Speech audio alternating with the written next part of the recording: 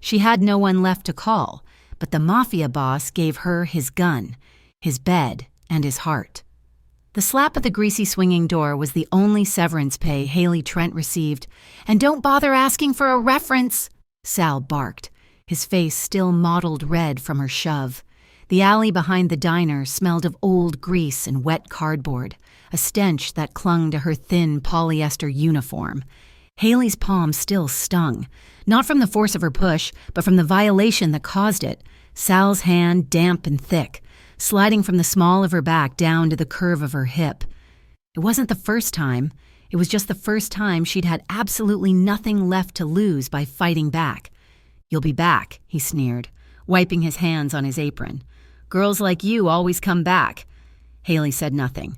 She just pulled her threadbare sweater tighter, the fabric catching on the name badge pinned over her heart. She didn't have the energy to unpin it. She just walked, leaving the clatter of plates and the smell of burnt coffee behind her.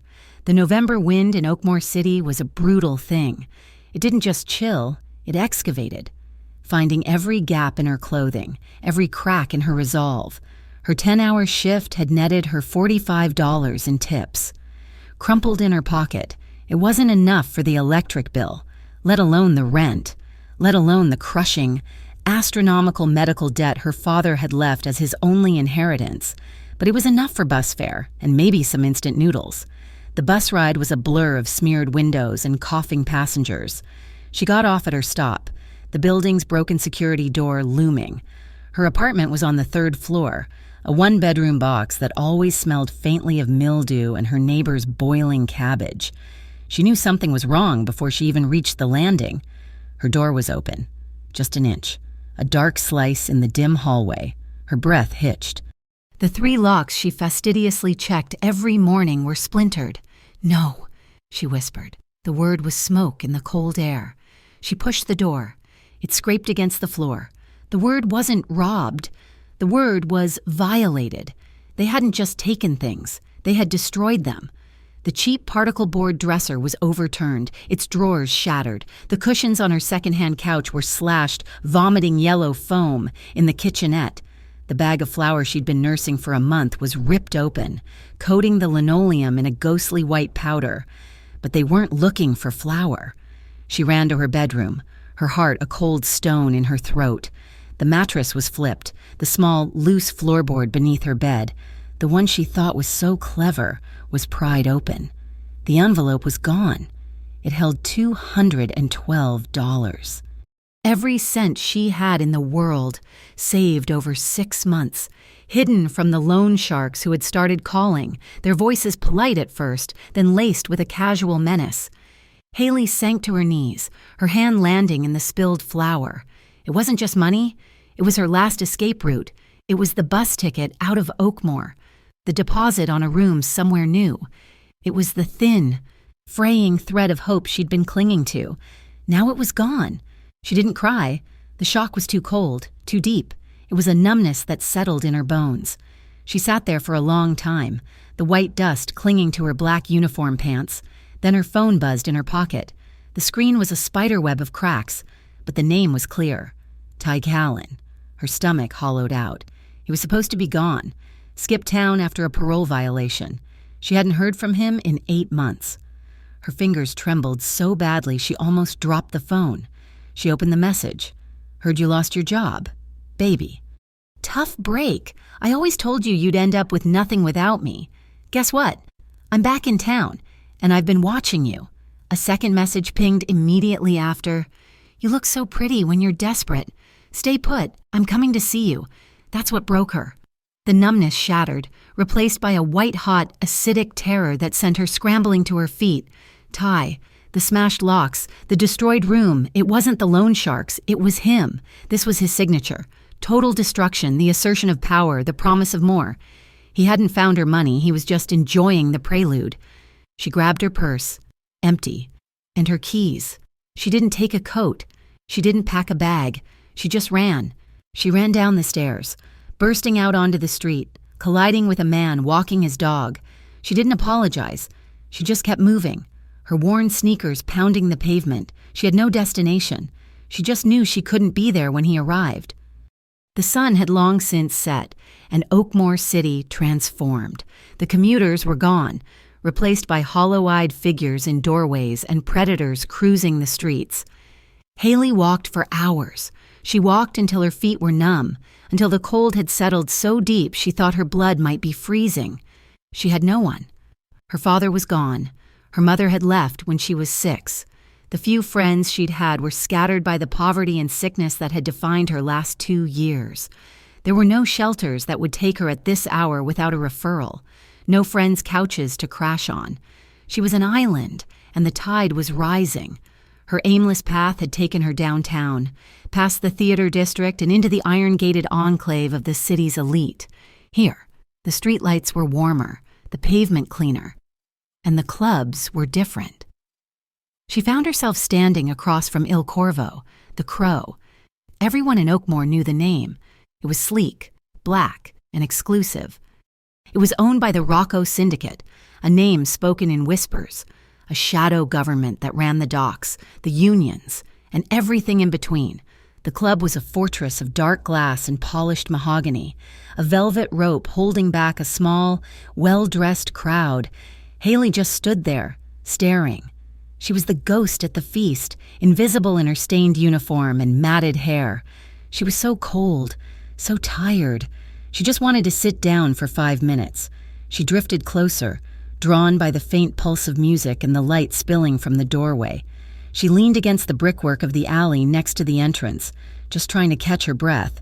"Hey, you—" A mountain in a black suit detached itself from the door, the bouncer. He was massive, with a thick neck and a face that looked like it had been used to stop pucks. "You can't loiter here," he grunted, jabbing a thick finger. "This ain't a homeless shelter. Get lost." Haley flinched. I need a minute." Her voice was a dry rasp. "I said, get lost," he repeated, stepping closer. He saw her uniform, her exhausted face, and his expression curled in disgust.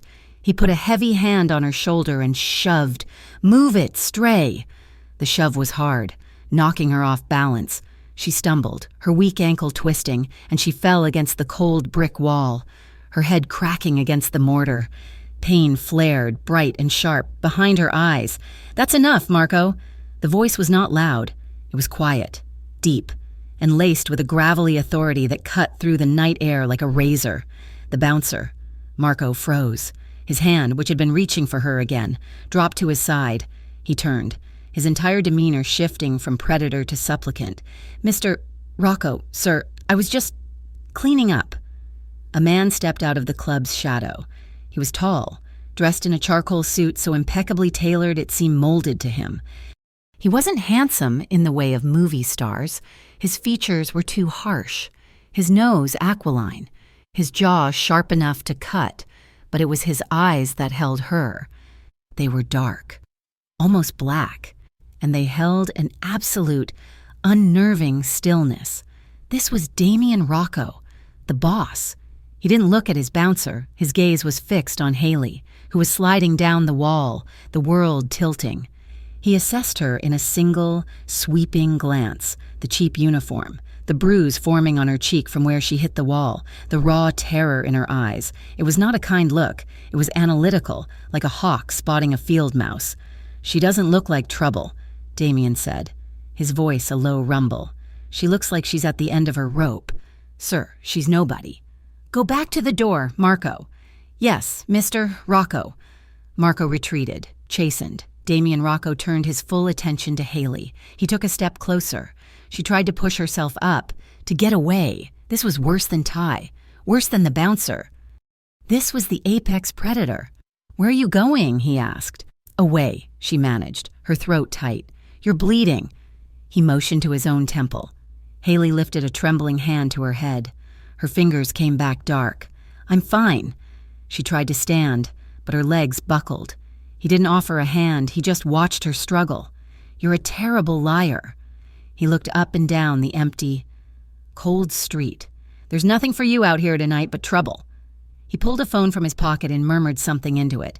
A few seconds later, a black sedan, sleek and silent as a shark, pulled up to the curb. "Get in," he said. It wasn't a request. Haley's pride, the last stupid, stubborn thing she had, flared up. "I don't take rides from strangers." A flicker of something, maybe amusement, maybe impatience, crossed his features. A man sends his bouncer to throw you in the gutter. Another man offers you a ride out of it. You're afraid of the wrong stranger. He opened the back door. The car smelled of leather and power. "I'll give you a ride. A place to sleep. No questions." "Why?" she whispered, mistrust coiling in her gut. "Because I don't like messes on my doorstep," he said coldly. "And you, Ragazza, are a mess. Get in the car or take your chances with whatever's chasing you." He knew. He saw it. He saw the hunted look in her eyes. She looked down the dark street, imagining Ty's face, the glint of his smile. Then she looked at the open car door. One was a monster she knew. The other was a monster she didn't. But the car was warm. She made her choice. As she moved, the exhaustion, the hunger, and the blow to her head converged. The pavement rushed up to meet her. The world didn't just go gray, it snapped to black. She woke to the smell of lemons and old books. Her first thought was, "This isn't my apartment." Her second was panic. She sat up, the world spinning, and found herself in a bed so large it could have fit her entire bedroom. The sheets were not polyester. They were heavy. Impossibly soft cotton, the color of cream. The room was vast, dominated by a floor-to-ceiling window that looked out over the entirety of Oakmore City, a carpet of glittering, indifferent diamonds. She was in a penthouse. "You fainted!" She flinched, pulling the sheet up to her chin. Damien Rocco was standing by the window, a glass of amber liquid in his hand. He was still in his suit, but his tie was gone and his collar was unbuttoned. "Where am I?" "My guest room," he said, taking a sip. "You hit your head. My doctor looked at you while you were out. You have a mild concussion, you're dehydrated, you're malnourished. Otherwise, you're fine." It was a clinical, detached assessment. Haley looked down. She was still in her uniform, but her shoes were gone. Your doctor?" "He's discreet." Damien walked away from the window, not toward her, but toward a large mahogany dresser. He opened a drawer.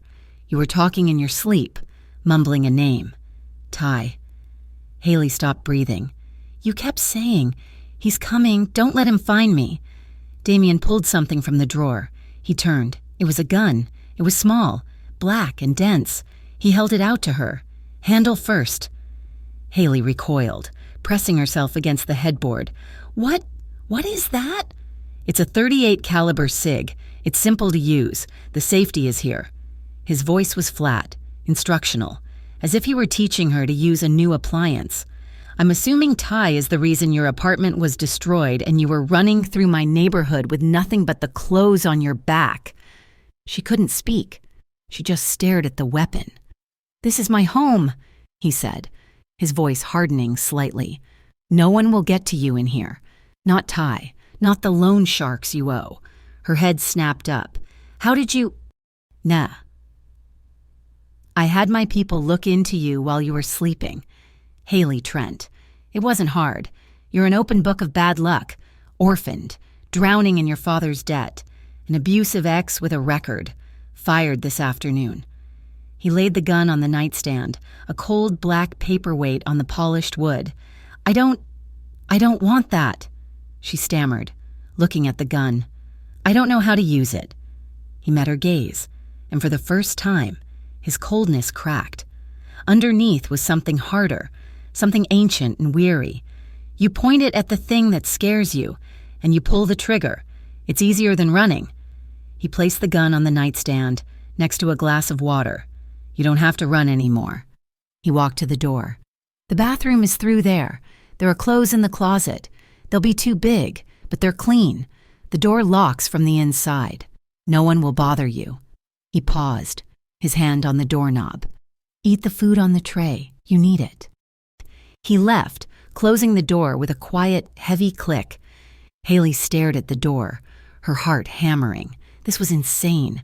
She was in a mafia boss's penthouse. He knew everything about her. He'd given her a gun. Men like him didn't give. They traded. She looked at the gun. She thought of Sal's wet hands. She thought of the splintered door. She thought of Ty's text message. "I'm coming to see you." Her hand, trembling, reached out. The steel was cold, but it was heavy. It was solid. It was the first solid thing she had held in months. She wrapped her fingers around the grip. She didn't put her finger on the trigger, but she held it. She held it, and she drank the water. She ate the sandwich on the tray, and then, still holding the gun, she fell back into the pillows, pulling the heavy comforter up to her chin. Sleep came, but it wasn't restful. It was a dark, swirling vortex of memory. Sal's face, the splintering wood, and then Ty. She was back in her old apartment. He had her pinned against the wall. His hand was not on her hip, it was on her throat. She could smell the cheap whiskey on his breath, see the terrifying, possessive glee in his eyes. "You think you can leave me, baby? You're mine." The pressure tightened. She couldn't breathe. She couldn't scream. Her lungs were on fire. Haley woke with a strangled gasp. Bolting upright in the bed, she was in the penthouse. The sheets were tangled around her legs. The gun was still in her hand. Her heart was rabbiting against her ribs so hard it hurt. She was safe. It was a dream. But the fear lingered, thick and suffocating. She needed air. She needed to know the door was locked.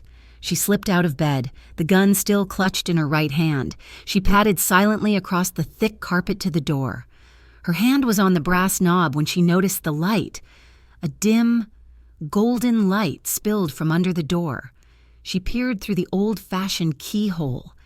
It offered only a sliver of the hallway outside. She cracked the door, just a fraction of an inch. Her breath held tight in her chest.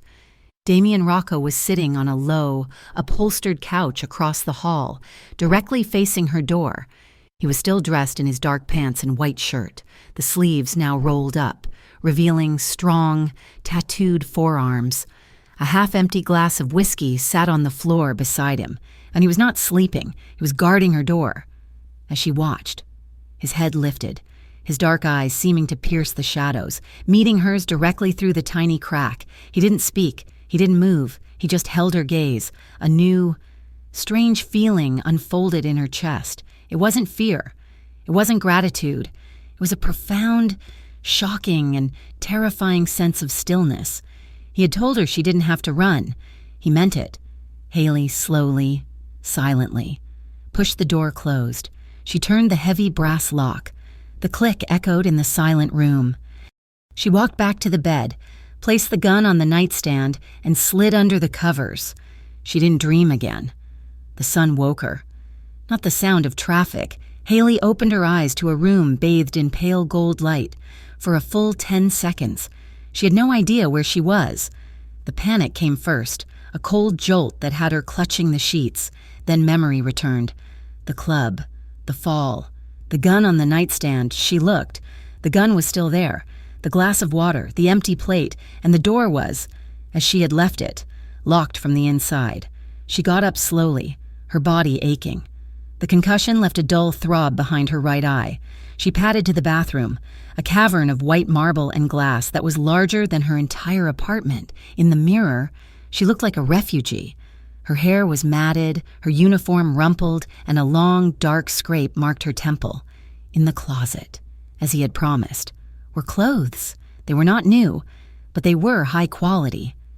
A pair of soft gray sweatpants, a thick cashmere sweater the color of oatmeal, and a black t-shirt. They all belonged to a woman, but a woman with at least 4 inches and 20 pounds on Haley. Still, they were clean. She showered, the hot water stinging her cold skin, and dressed in the borrowed comfort. When she finally found the courage to unlock the door, the penthouse was silent. The man from the hallway, Damien, was gone. The space was breathtaking and terrifyingly cold. It was less a home than a statement. The floors were polished dark wood. The furniture was all sharp angles and expensive-looking fabrics in shades of gray and black. The walls were almost entirely glass, offering a 180-degree view of Oakmore that made her feel like she was floating. She drifted into the kitchen, a stainless steel fortress that looked like it had never been used to cook a meal. A note was on the counter, next to a high-end coffee maker. The refrigerator is stocked. "Make yourself at home." It was not signed. He doesn't like people in his space. Haley spun around, her heart leaping into her throat. A man was leaning against the far entryway, watching her. He was younger than Damien, maybe in his early 30s, with a sharp suit, an easy smile, and the most observant, merciless eyes she had ever seen. He held a tablet in one hand. "You must be the stray," he said, his smile not quite reaching his eyes. "I'm Luca Barone." Haley just nodded, her hand instinctively going to the pocket of the sweatpants, as if the gun were still there. "Mister? Rocco's second in command," Haley whispered, identifying him. His name was as well known as Damien's, but where Damien was the shadow, Luca was the public face, the negotiator, the blade, among other things. Luca walked into the kitchen, moving with a fluid grace. He opened the refrigerator, pulled out a bottle of water, and tossed it to her. She caught it out of sheer reflex. "He's in meetings." "He'll be back this afternoon. I should go," Haley said, her voice sounding small in the vast room. Luca's smile tightened. "And go where? Exactly? Back to the apartment Ty Callan tossed? Back to the diner Sal runs?" She froze. "You know, it's my job to know." He leaned against the steel counter, crossing his arms. His friendly demeanor was gone, replaced by a clinical intensity. "Let me give you some advice. Haley, I've worked for Damien Rocco for 15 years. In that time, I have never seen him bring anyone here. Not business, not women, not ever. This place is his sanctuary. You're the first." "I didn't ask to be here," she said, defensive. "That's probably the only reason you are here," Luca said sharply. "He doesn't do this. He doesn't save strays. Whatever he sees in you, whatever debt he thinks he's paying to the universe, I don't care, but I care about him. So do not mess with his kindness. Do not mistake this," he gestured around the penthouse, "for a blank check. He just saved your life. Don't make him regret it." "I don't want anything from him," she insisted, her pride stinging. "Good," Luca replied. "Then we understand each other." Just then, the private elevator chimed, the stainless steel doors opened, and Damien Rocco walked in. Shrugging out of his heavy wool overcoat, he looked tired. He nodded at Luca. Then his eyes found Haley. "You're awake," he said. It was a statement, not a question. "Your guest is just about to have some breakfast," Luca said smoothly, his smile returning. "I'll be in the study, boss." He walked out, leaving a heavy silence in his wake. Damien loosened his tie. He looked at Haley, who was still clutching the water bottle like a life raft. "Luca briefs you?" "He told me not to be a problem," Haley said, lifting her chin. A ghost of a smile touched Damien's mouth. "Good advice." He walked to the coffee machine. "You can stay here until you figure things out." "Figure what out? Where to go next? A new city, a new job, whatever it is. You can't do it from a gutter." He poured a cup of coffee. Black. "But I have rules." Haley waited. "Rule 1. You don't lie to me. Ever. I ask you a question. You give me a straight answer." He took a sip, his dark eyes fixed on her over the rim of the cup. "Rule 2. No running. You're not a prisoner, but if you leave, you don't come back. This protection ends at the elevator door. If you walk out, you're on your own." He paused, his gaze intensifying. "Rule 3. You do not go sneaking into dangerous territory. That means you don't go back to your apartment. You don't contact anyone from your old life. You don't go looking for trouble. Trouble found you. I found you. The chain ends there. Understand?" She nodded. "I understand, but I can't just stay here.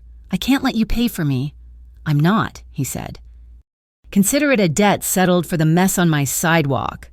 "No." Her voice was firmer now. The fear was receding, replaced by the familiar, stubborn burn of her pride.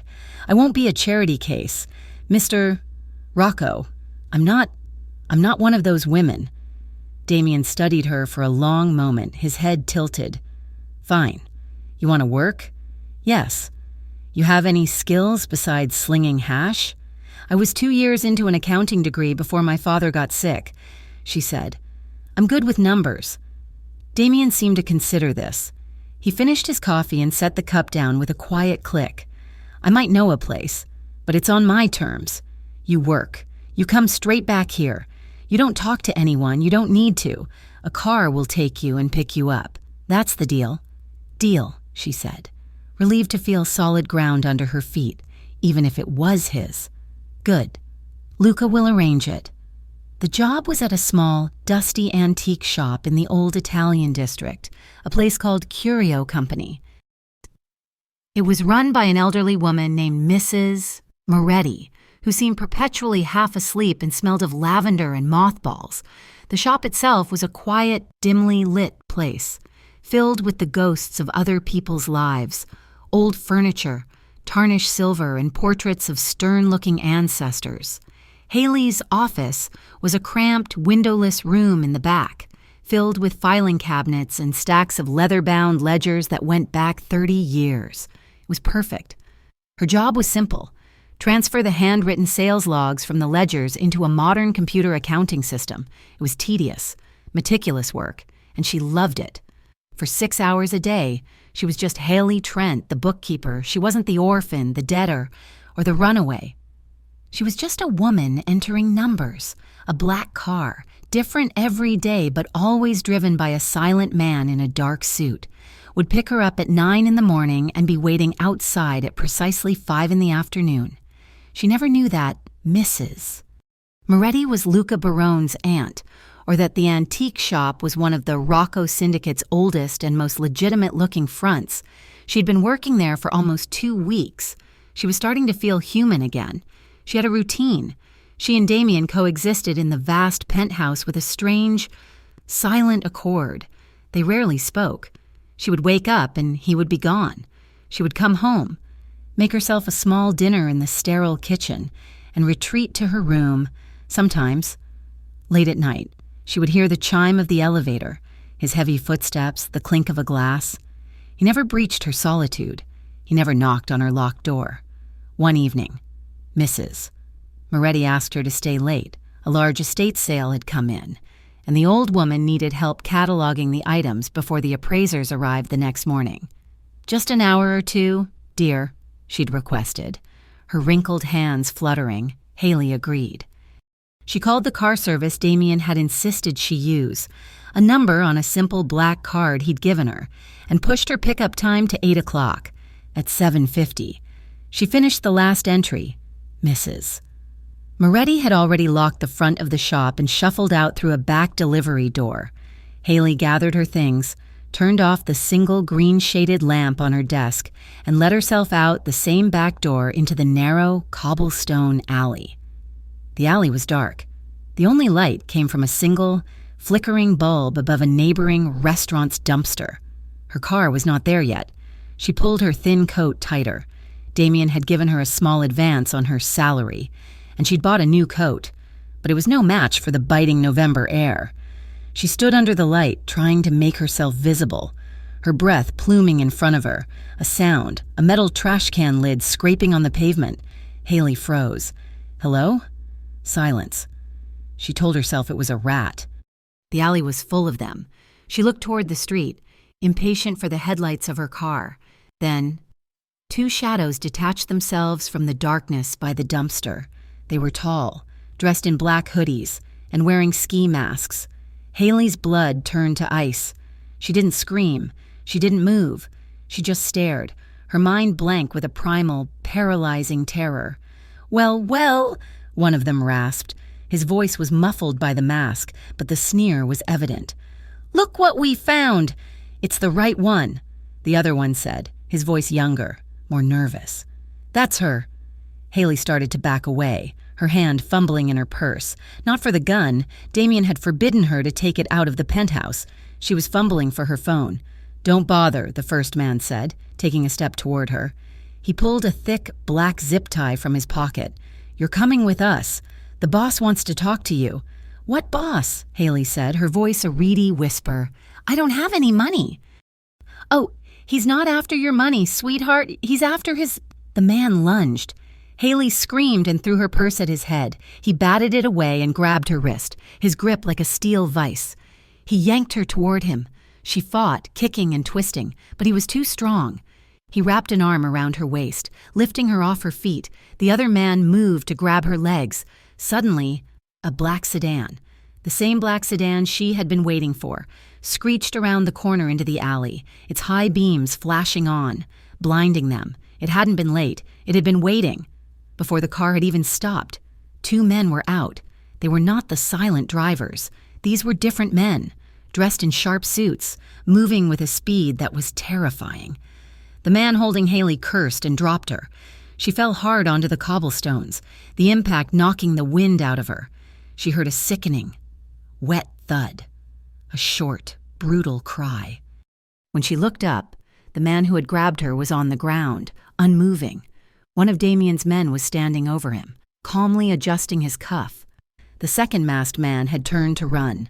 The other of Damien's men did not chase him. He moved with an athlete's grace, intercepting him, and delivered a single, devastating punch to the man's throat. The man collapsed, gagging, clawing at his neck. It was over in less than 5 seconds.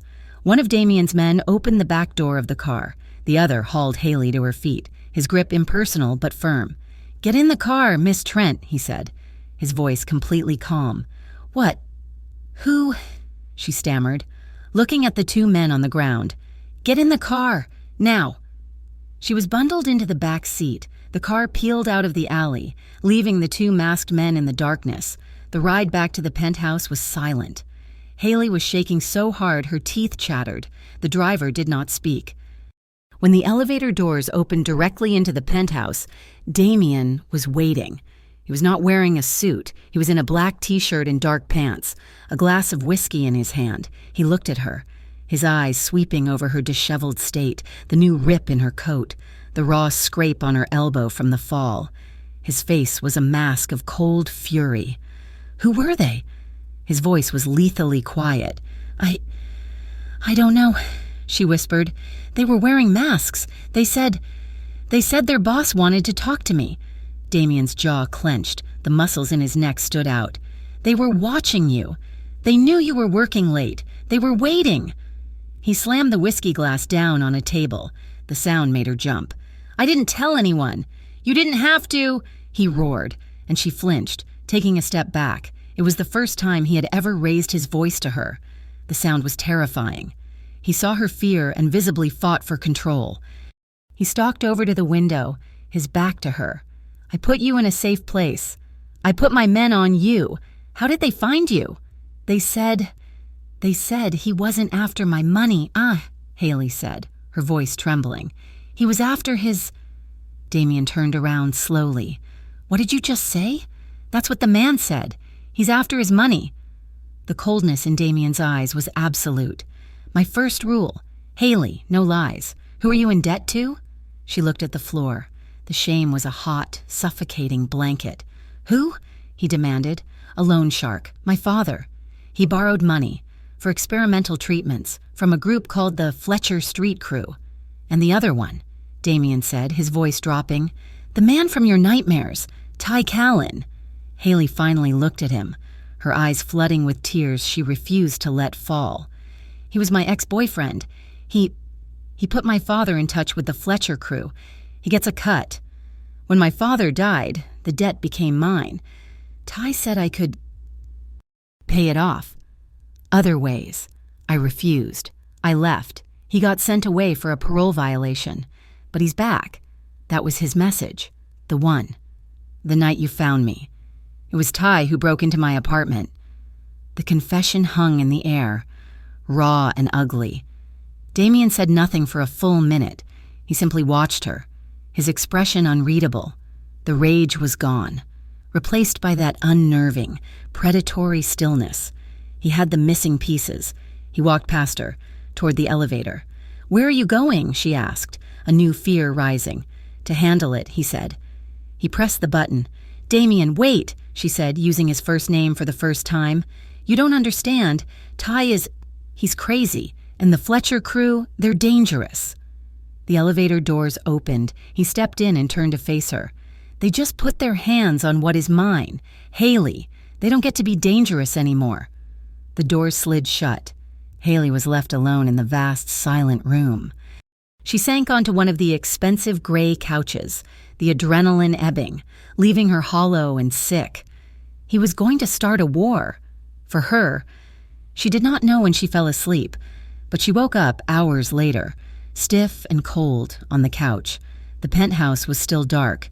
She had no idea what time it was. She got up and went to the kitchen, desperate for a glass of water. Her hands were still shaking. She felt useless. A pawn, a mess that he was now cleaning up, just as he'd cleaned up the men in the alley. She saw a block of cheese in the refrigerator, a loaf of bread. She could at least do something. She could make food. She was so tired of being useless. She pulled out a frying pan, her movements clumsy with exhaustion. She turned on the gas stove, the blue flame hissing to life. She was trying to make a simple grilled cheese, anything, normal. She was thinking about the man's voice. "You're coming with us."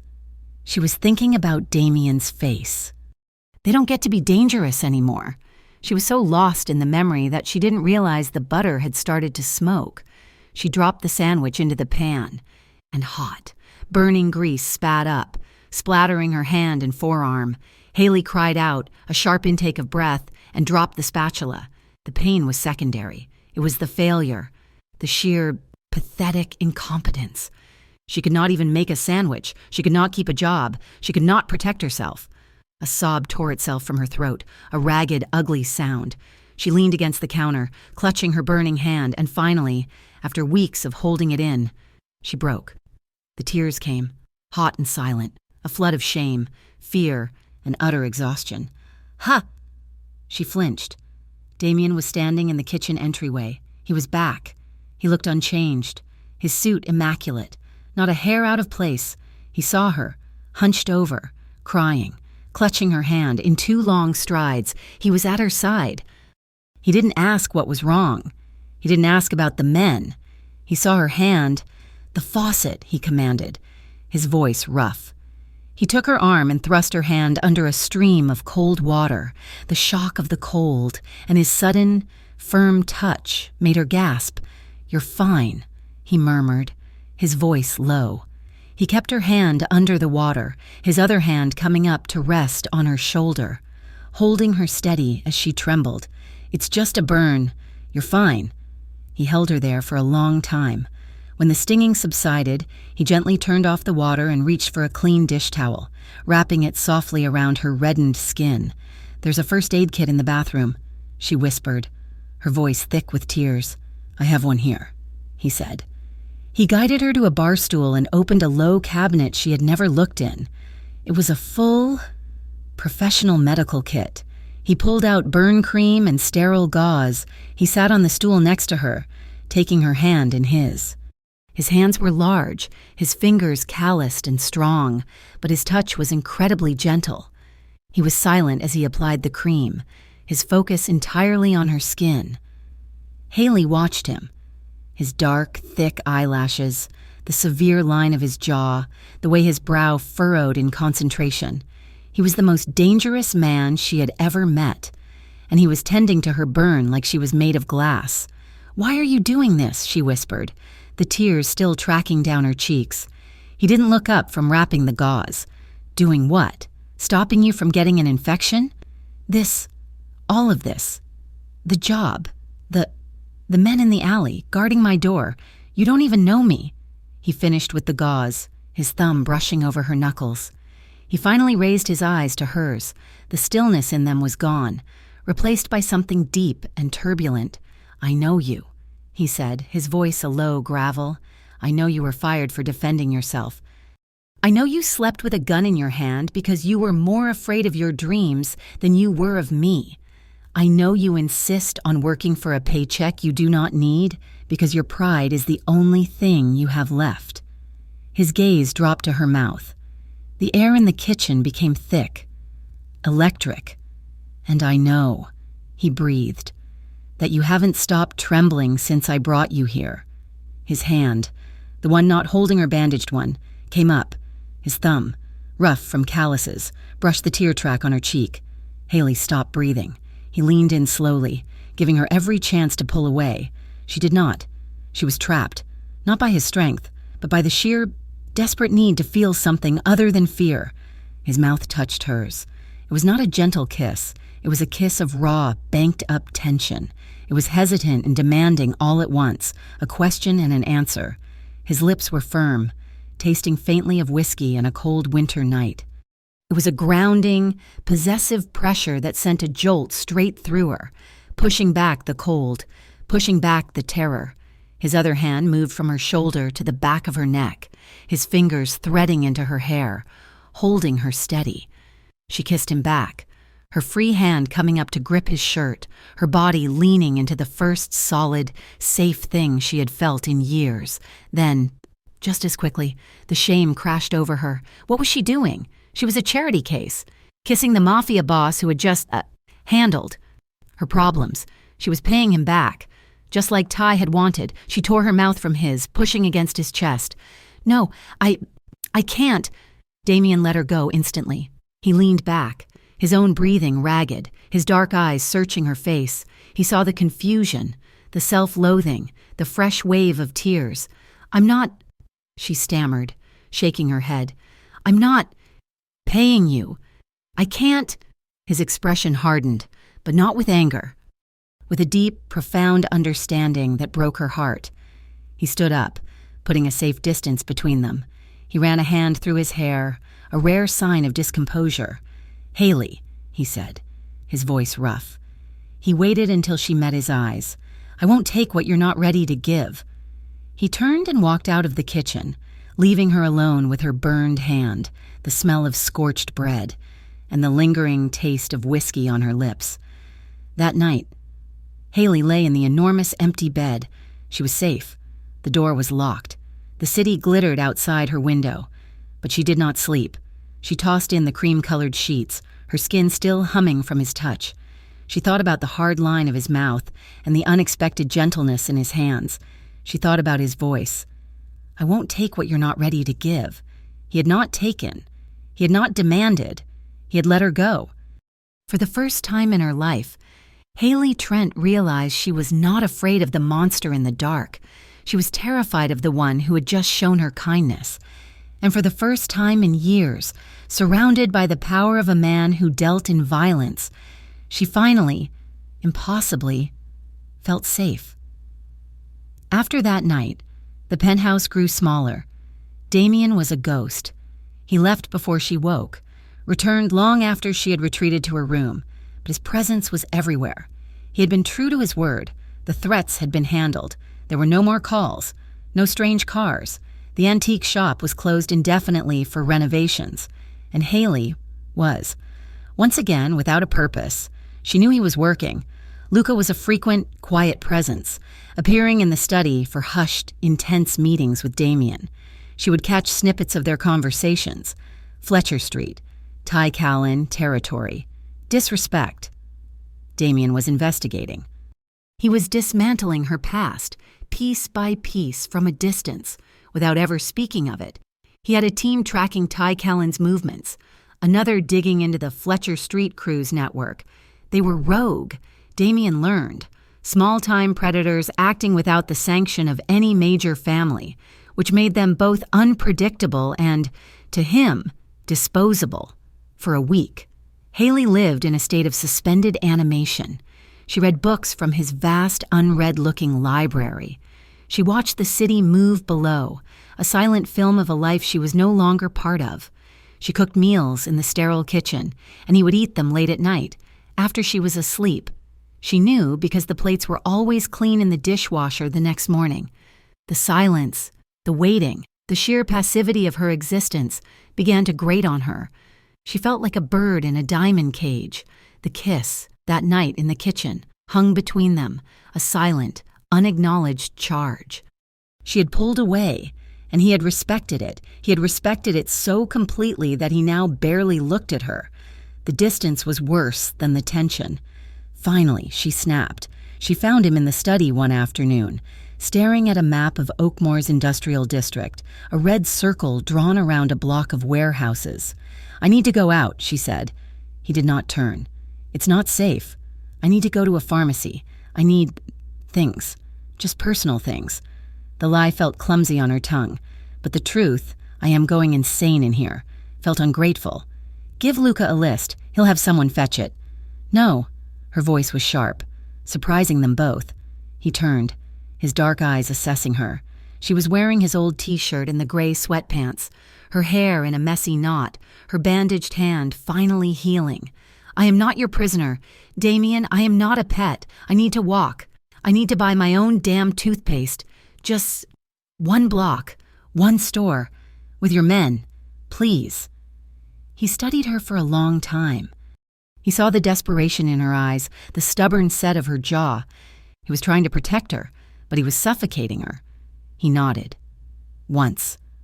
1 hour. The pharmacy on Arbor Street. It's in my territory. My men will be on you. You do not deviate from the path. You do not talk to anyone. Thank you. She breathed. The relief so potent it made her dizzy.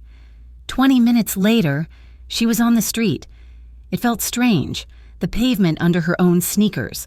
The air was cold and sharp, smelling of exhaust and roasted nuts from a street vendor.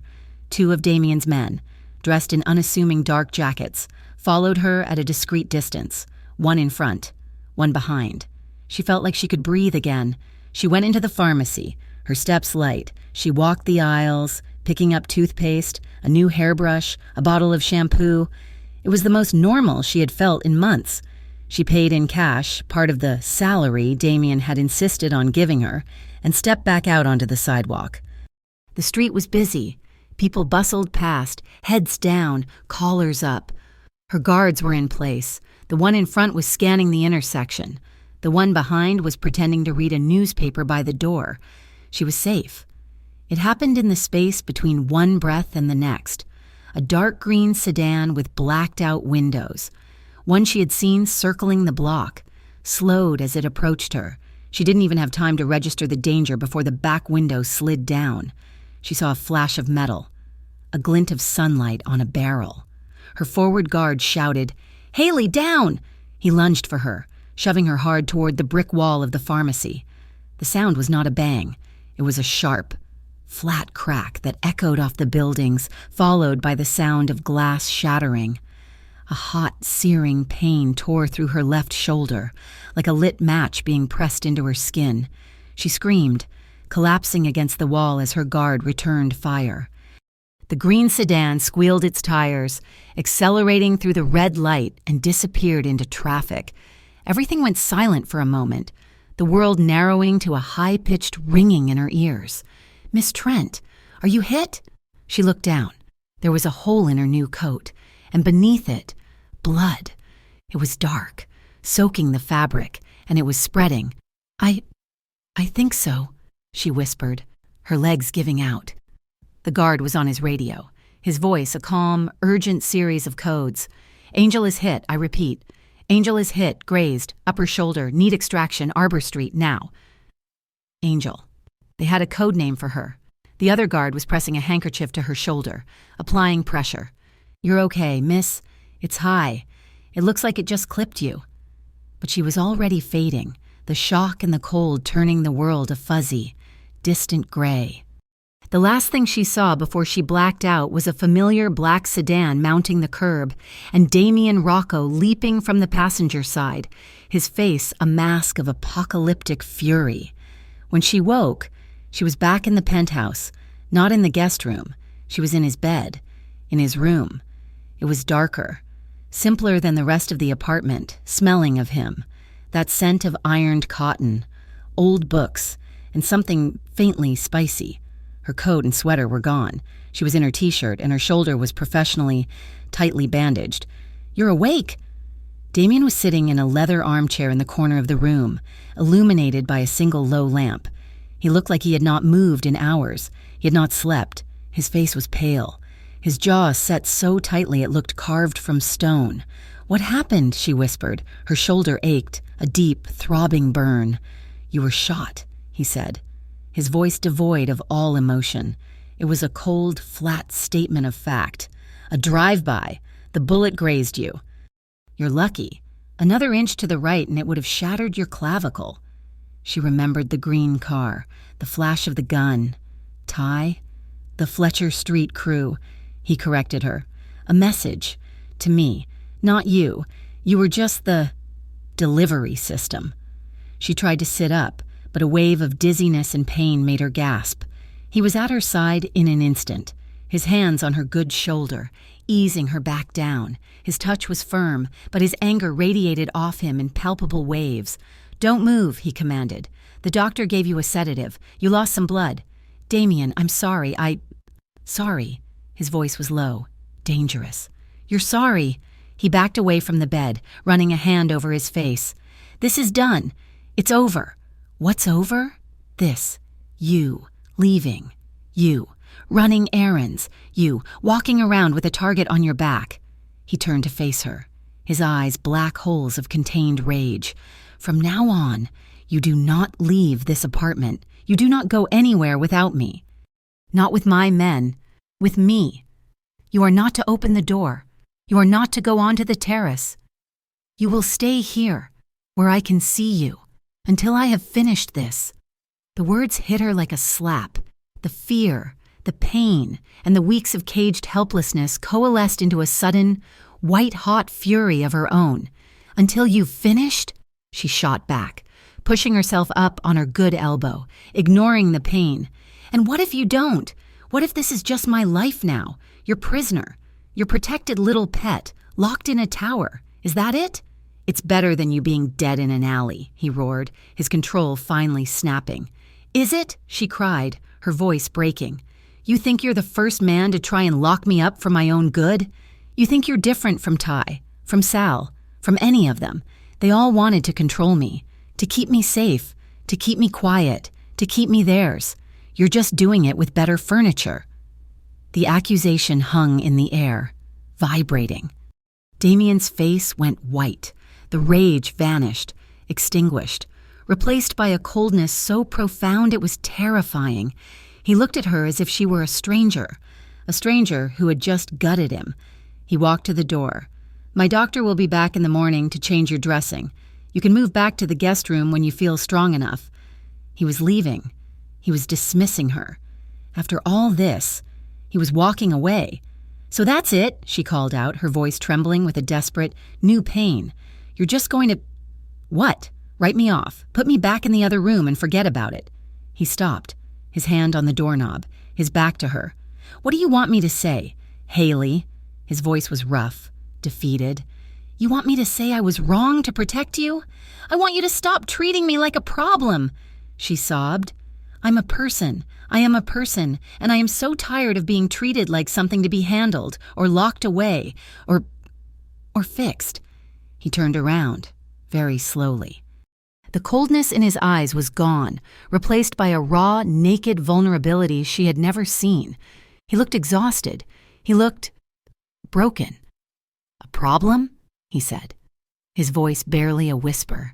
He walked back to the bed, sinking down to sit on the edge. He didn't look at her. He looked at his own hands, clasped between his knees. "You're not a problem, Haley." He took a deep breath. "The night I found you, you were broken. I recognized it. Because I'm broken, I saw your shadows, and they looked just like mine."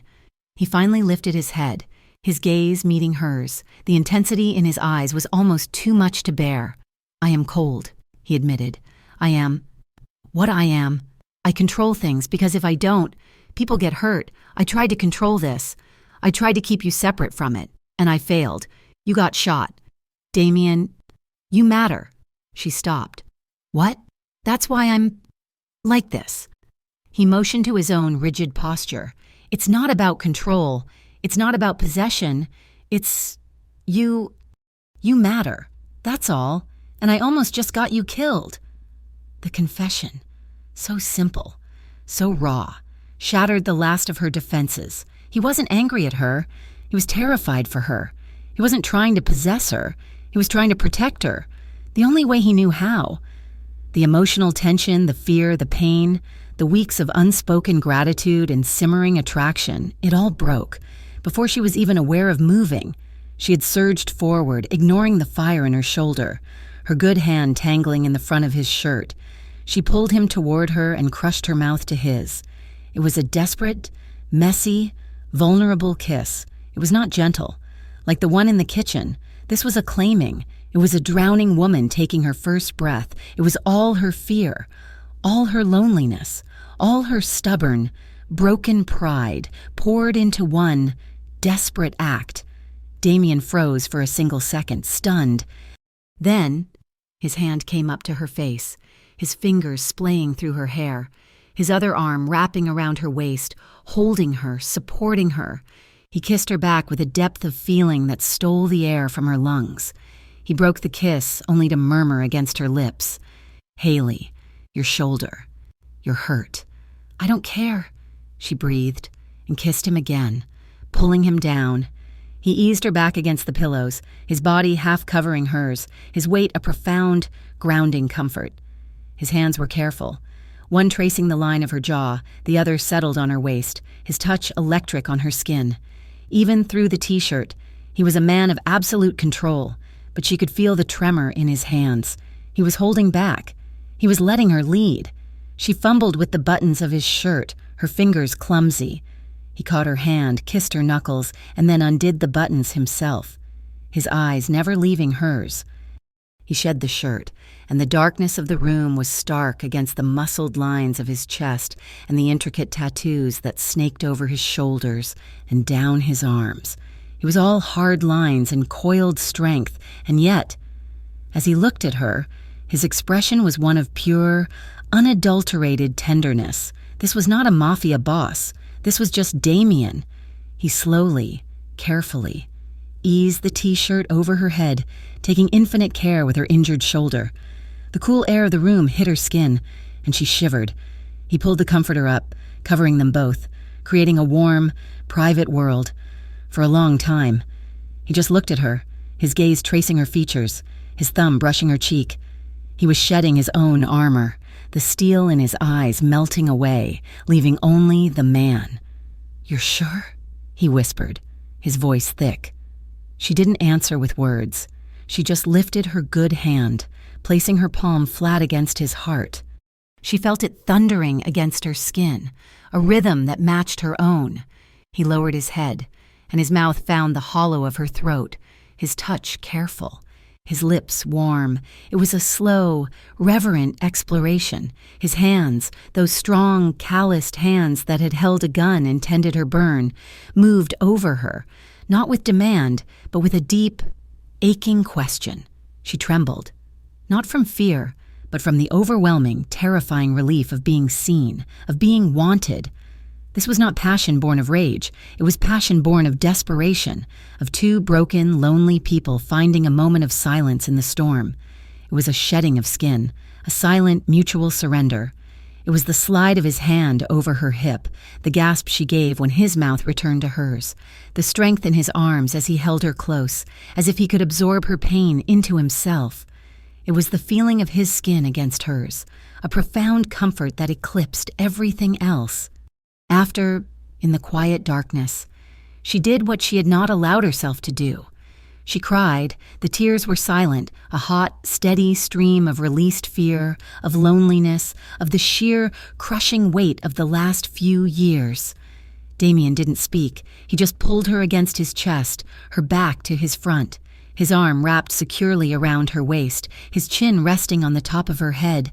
He held her tightly, protectively, as the shudders racked her body. He just held her, a solid, warm presence in the dark. "You don't have to be strong with me. Mia cara," he whispered, his voice rough with emotion, his lips against her hair. "Not anymore. I've got you." And she let go. The next morning, she woke up alone. The bed was warm. The imprint of his body still beside her, the sun was streaming in. Her shoulder throbbed, a dull reminder of the day before, but the terror was gone. She found a fresh set of clothes laid out for her, another t-shirt, soft sweatpants, her own. She realized, with a jolt, that Damien must have had someone clear out her entire apartment. When she emerged, the penthouse was quiet. Damien was gone.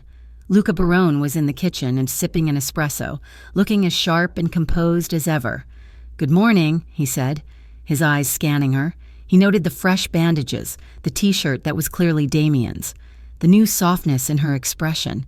"He left about an hour ago. Business." "Oh," Haley said, disappointed. Is he confronting them, the Fletcher crew?" Luca took a slow sip. "He's attending to a family matter." He set the cup down. He didn't tell you, did he? Of course not. He thinks he's protecting you.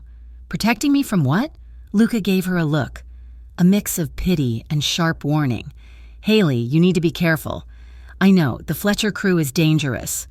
I'm not talking about them. Luca interrupted, his voice low. I'm talking about him. I'm talking about his heart. Haley stared at him. You think he's cold, Luca said. And you're right, he is.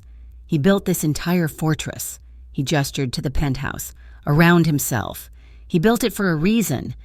Damien doesn't let people in. I told you that. Ever. He leaned in, his voice dropping. The last person he loved, his younger brother, was killed 8 years ago. A car bomb meant for Damien. It didn't just break Damien. It hollowed him out. He doesn't survive loss. Haley, he just calcifies. He picked up his cup. He let you in. Last night, he didn't just let you into his bed. He let you past the walls. And right now, he's out there starting a war he was trying to avoid. All because they touched you. Luca looked her straight in the eye. He's not protecting you from them. Haley, he's trying to protect you from what he is. And he's protecting himself from what you're becoming to him. So, you want my advice? Be careful. Because if you break him, you'll be breaking the last part of him that's still human. He left her standing alone in the kitchen, the sunlight suddenly feeling cold. Luca's words echoed in her head. He doesn't survive loss. She touched her own lips, the memory of Damien's kiss, of his touch, still vivid. She had spent her entire life trying to survive, trying to be strong, and now, for the first time, she was terrified. She was terrified of what she was starting to feel. It was not just safety. It was not just gratitude. It was hope. It was the terrifying, agonizing, and undeniable hope of being loved, and she wasn't sure if either of them would survive it. For 2 weeks, the city held its breath. Damien moved. He did not move like a man. He moved like a weather system. The night after the shooting, Haley, drifting on painkillers in his bed, heard the chime of the elevator at 4 a.m. She heard him enter his own bathroom, the sound of the shower running for a very long time. When he emerged, wrapped in a towel, she pretended to be asleep. She smelled it on his skin, beneath the soap, gasoline, and ash. The next morning, it was the lead story on the local news. A massive 5-alarm fire had engulfed a warehouse in the Fletcher Street district. The fire department was calling the cause suspicious, citing evidence of accelerants and disabled fire suppression systems. The warehouse, the reporter noted, was a known front for illegal gambling and loan sharking operations. Haley watched the smoldering ruins on the 80-inch television, her stomach twisting. Damien sat across the room, drinking coffee, his face impassive. "That was you," she whispered, her throat dry. He didn't look away from the screen. "That was a message. They fired a bullet. I returned it." "You burned it down." "I burned it down," he corrected her, his voice cold. "A building, not the men inside. They were given a warning, 10 minutes to clear out." He finally looked at her, his eyes dark and flat. "The next time I will not be so generous. This is the only language men like that understand. It is over. You are safe." But it was not over, and she was not safe. She was a prisoner in his fortress, her shoulder healing, her mind reeling. Luca's warning echoed in her ears. He doesn't survive loss. Damien was suffocatingly protective. He worked from the penthouse, his meetings confined to the study. He had her food delivered. He bought her books, clothes, anything she could possibly need, all in an effort to keep her from stepping 1 foot outside the elevator. He slept in his own bed now, beside her, but the intimacy they had shared was gone, replaced by a tense, vigilant guard. He would hold her, but it felt less like an embrace and more like an anchor, keeping her tied to him, to safety. She hated it. And she hated that. Deep down, it made her feel cherished. The retaliation came exactly 1 week later. It did not come with a bang. It came in a simple, brown cardboard box, delivered by a courier who had no idea what he was carrying. Luca received it at the elevator, his signature standard procedure. Haley was in the kitchen. trying to feel useful by making pasta. When she heard Luca call Damien's name, his voice was different. It lacked its usual smooth, easy cadence. It was sharp, urgent. She crept out of the kitchen. Damien was walking from the study. Luca stood by the foyer table, holding a single, crumpled piece of paper. The box was open at his feet. "When did this arrive?" Damien's voice was a low growl. 2 minutes ago, Luca said. "The courier is being detained in the lobby." "What is it?" Haley asked, wiping her hands on a dish towel. Neither man looked at her. "It's nothing, Haley," Damien said, his back to her. "Go back to the kitchen." "What's in the box?" she insisted, walking closer. "Haley." It was a warning, but she had already seen it. Luca tried to cover it, but it was too late. Spilling from the box was a familiar, stained polyester, a blue and white checkered uniform, identical to the one she used to wear, and on top of it, a photograph. It was Rita, the young, nervous girl from the diner, the one Haley had defended when Sal had cornered her by the dishwasher. In the photo, Rita was crying, her hands bound, a dark bruise on her cheek. Tucked into the folds of the uniform was a note, scrawled in thick, black marker. Haley didn't have to read it. Damien's face told her everything.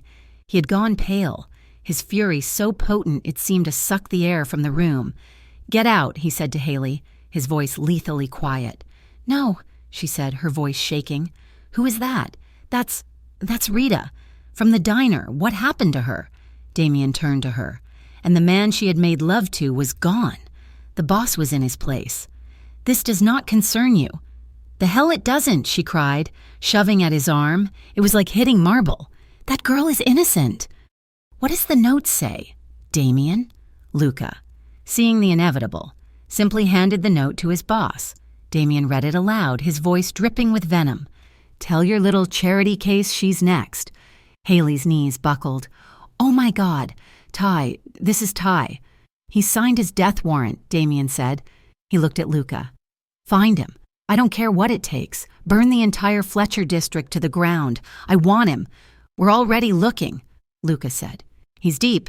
He's scared. This is a last, desperate move." "He's holding her at the old shipyard," Damien said, his mind already working. "Warehouse 12. It's the only Fletcher property we haven't touched. He thinks it's neutral ground." "Boss, it's a trap," Luca said. "He wants you. He's using the girl as bait. Then he'll get me." Damien was already walking toward his room, the one where he kept his safe. Haley ran after him.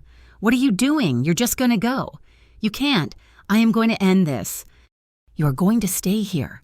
You will lock the door, and you will not open it for anyone but me. Do you understand?" "No, I don't understand." She grabbed his arm, her grip desperate. "Damien, you can't. He's doing this because of me. That girl is tied up in a warehouse because I was nice to her one time, because Ty knows it will hurt me. And that," Damien said, shrugging on a black jacket that concealed the shoulder holster he now wore, "is exactly why you are staying here." "No." Her voice was quiet, but it was steel. "I'm not going to hide in your penthouse while another woman suffers for my past. I am not going to be the reason an innocent person gets hurt. I am not. This is not a negotiation. Haley." "I know," she said, her chin high, her eyes meeting his. She was terrified, but she was resolute. "So you have two choices. You can lock me in here, and I will find a way out. I will break a window. I will scream until the neighbors call the police. I will do something to get out. Or, you can take me with you. I won't be in the way. But I am not staying here." Damien stared at her. He saw the stubborn, foolish, magnificent pride that had drawn him to her in the first place. He saw the woman who had shoved her manager, who had refused his ride, who had kissed him with desperate strength. She would not break. He was trapped. If he left her, she would do something reckless. If he took her, he was putting the one thing he cared about in the line of fire. "Damien," she whispered, her voice softening. "I can't. Please, don't make me be a coward." He closed his eyes, a flicker of profound pain crossing his features. Luca was right. He was hollowed out. And this woman, this stubborn, broken woman, was the only thing that had taken root in the ashes. "Luca!" Damien barked, not looking at her. Luca was at the door. "Boss, get her a vest." "She stays in the car, on watch only. One man with her. Doors locked. If so much as a shadow moves, you get her out. Understood?" "Boss, I advise against—" "Understood," Damien roared. Luca nodded, his face grim. "Understood." Damien turned back to Haley. His hands came up and gripped her shoulders, his fingers digging in. "You will do exactly as I say. You will not move. You will not speak. You will not breathe without my permission. This is not a game. Haley, these are not men. They are rabid dogs. Am I clear?" "Clear," she whispered, her heart hammering. He looked at her for a long second, then his gaze softened. He leaned in and pressed his forehead against hers. A moment of agonizing, silent connection. "I get you back here, safe. That is all that matters." Then he let her go, and the coldness returned. He walked to the foyer, where he kept his private armory. He opened a locked drawer and took out the small, black Sig Sauer pistol, the one from the first night. He pressed it into her hand. The metal was cold. "I know you know how to use this," he said, his voice flat. "I hope to God you don't have to." The ride to the shipyard was silent and fast. Haley sat in the back of an armored black SUV, flanked by Damien. Luca and 3 other men, all dressed in dark, functional gear, were in a second vehicle behind them. The bulletproof vest was tight and suffocating under her sweater. The gun was a heavy weight in her coat pocket, her hand wrapped around the grip. The shipyard was a graveyard of rusted skeletons. Warehouses loomed like hollowed-out giants against the gray, polluted sky. Damien's plan was what he called quiet extraction. Luca and 2 men would enter through a compromised skylight. Damien would enter from the ground, drawing any guards. Their goal was Rita. Ty was secondary. "You stay here," Damien ordered, his hand on the door. He looked at the man in the driver's seat. "Anything. You drive." The man nodded. Damien looked at Haley one last time. His face was a mask of stone. He got out of the car, melting into the shadows with his team. Haley was left in the crushing silence, her breath fogging the window. The driver, a man named Marco, the same bouncer from the club, she now realized, reassigned after his first failure, sat staring at the warehouse, his hands on the wheel. They waited. 5 minutes. 10. Every shadow seemed to move. Then she heard a sound. Not a gunshot, a scraping. On her right, she turned. A face was pressed against her window. It was Ty Callan. He was smiling, his teeth yellow in the gloom. He tapped on the bulletproof glass with the barrel of a revolver. "Marco, get us out of here," Haley yelled. Marco cursed, turning the key in the ignition. It was too late. The back door of the warehouse rolled up, and a beat-up pickup truck slammed into the side of the SUV, pinning it. The impact threw Haley against the door, rattling her teeth. Ty was at her window, laughing. "You think my boss is in there? You think I'm that stupid? He's in there." He tapped his own head. "The bait wasn't for Rocco. The bait was for you, baby." Another man was at Marco's window with a sledgehammer. The first swing shattered the driver's side glass, which held, but spiderwebbed. Marco drew his weapon, but Ty's man was faster, shoving a shotgun through the hole and firing. Haley screamed as Marco's body slumped over the wheel.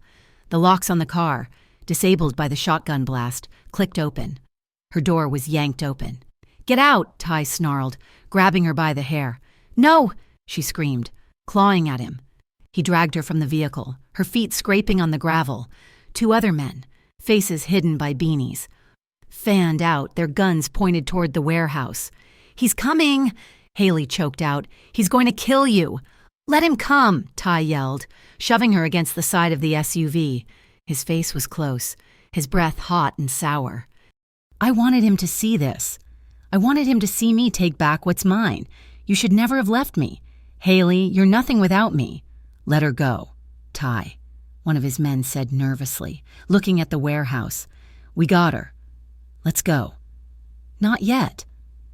Ty's eyes were fever bright, crazed. He stroked her cheek with the back of his hand, and she recoiled. "He took you. He dressed you up.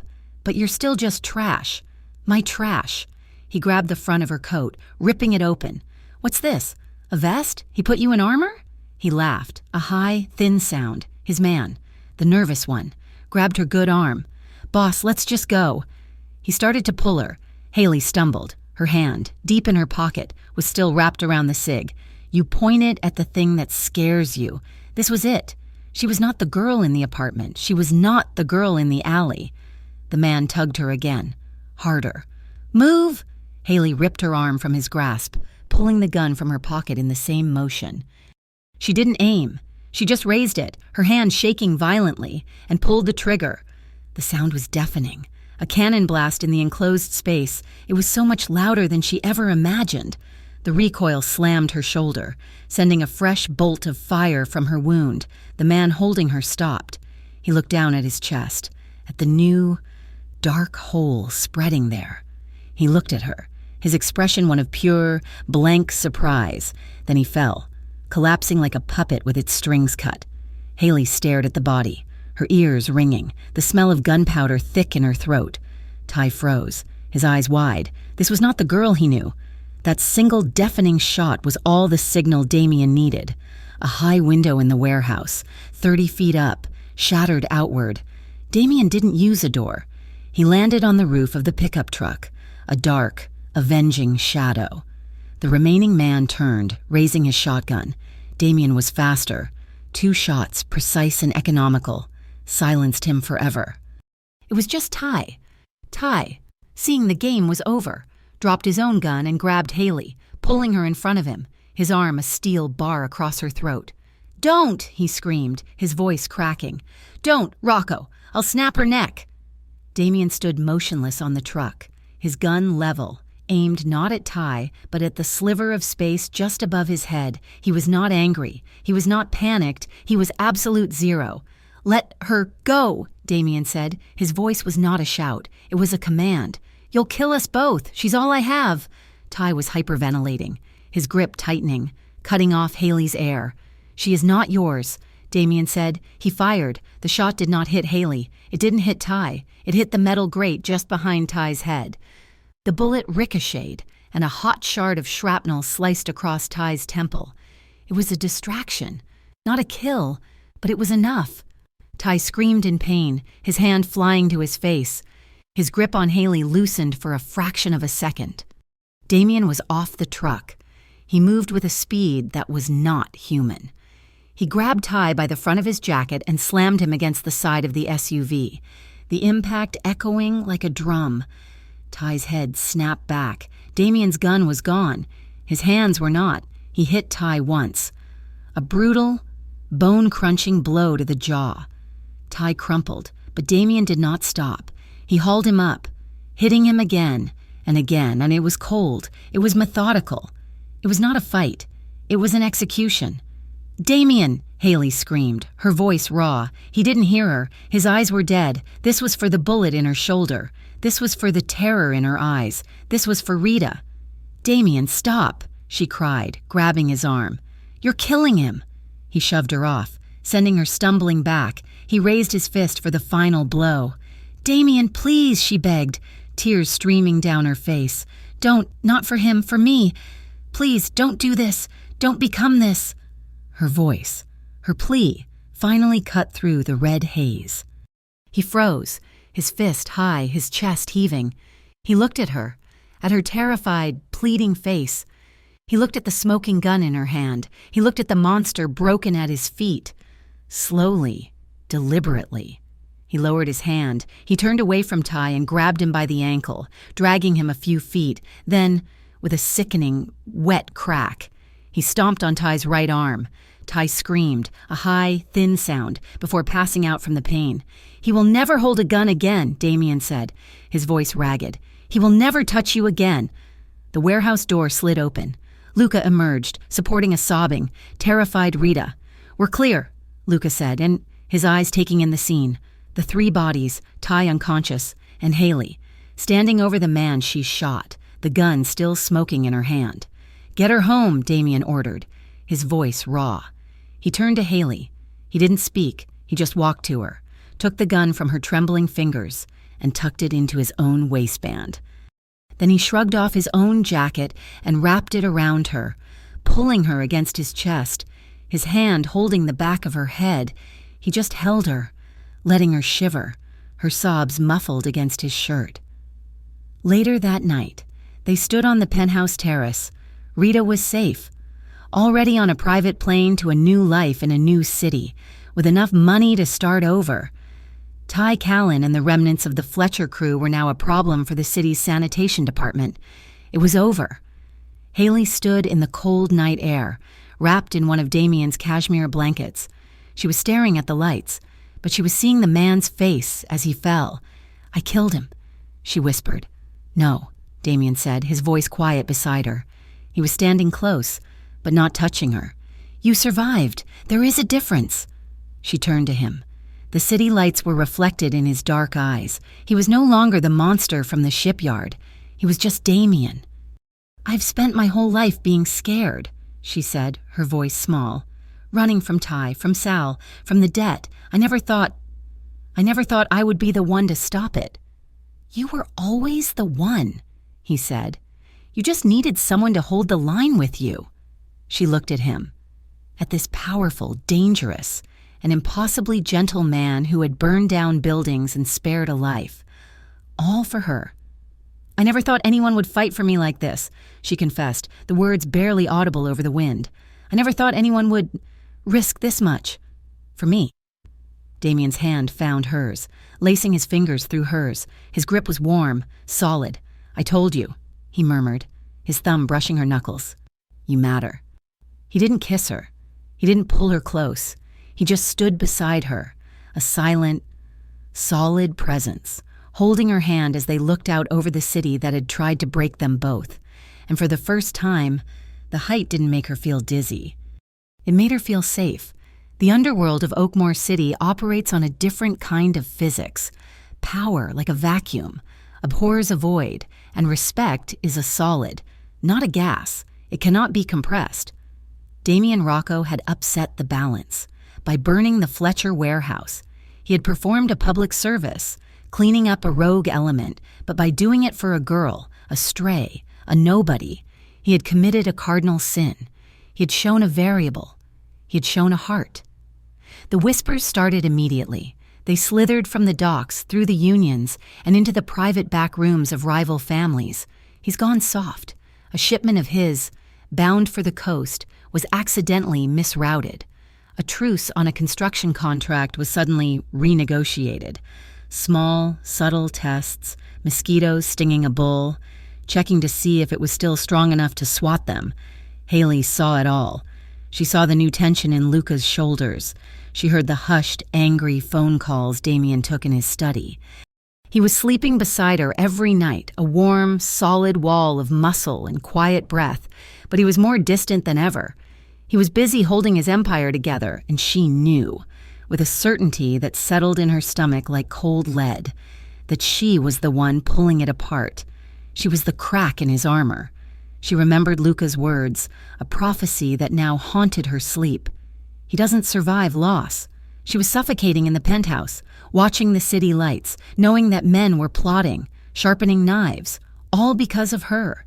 He had saved her from Ty Callan, only to deliver her to a new, far more dangerous predator, his own life.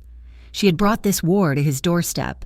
The guilt was a physical weight. It was heavier than the vest, heavier than the gun she had fired. He would not survive losing her.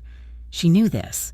He had shown her the hollowed-out places inside him, and she had seen her own reflection. But if she stayed, his rivals would come for her. They would use her to break him, to kill him. She saw the only path. If she was taken from him, he would burn the world.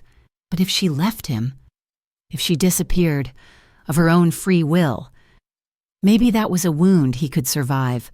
It was the only gift she could give him, his life back. She waited until he was deep in a meeting with Luca. The study doors closed, their voices a low, angry rumble.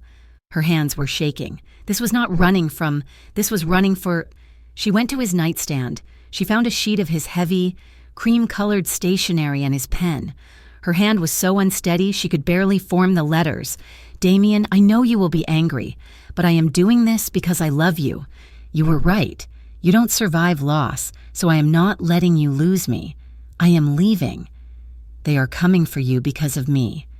I am the weakness they see. Without me, you are strong again. This is the only way to protect you. Don't look for me. Please, this is my choice. I am not running from you. I am running for you. Haley. She folded it, her own tears staining the ink. She left it on his pillow, where his head should be. She dressed in the darkest, most anonymous clothes she had, black jeans, a black sweater, the new coat. She took the cash he had insisted she keep, stuffing it into her pockets, and she went to the drawer in her own room. She took the Sig Sauer. This time, she knew exactly how to use it. She slipped down the service elevator, bypassing the security in the main lobby, and disappeared into the anonymous afternoon crowd. She kept her head down, her heart a cold, frantic drum. She walked for 10 blocks, then hailed a cab, her voice small. "The train station, please." Grand Central Station was a cathedral of chaos. It was the perfect place to disappear. Hundreds of people, all moving, all in a hurry, all wrapped in their own worlds.